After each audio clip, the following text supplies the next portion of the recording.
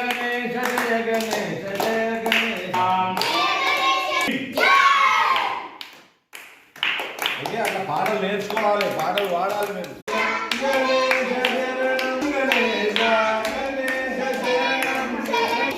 విఘ్న వినాయక శరణం గణేశ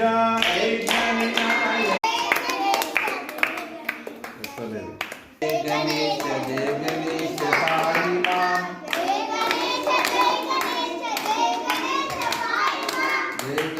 जय गणेश रक्ष मां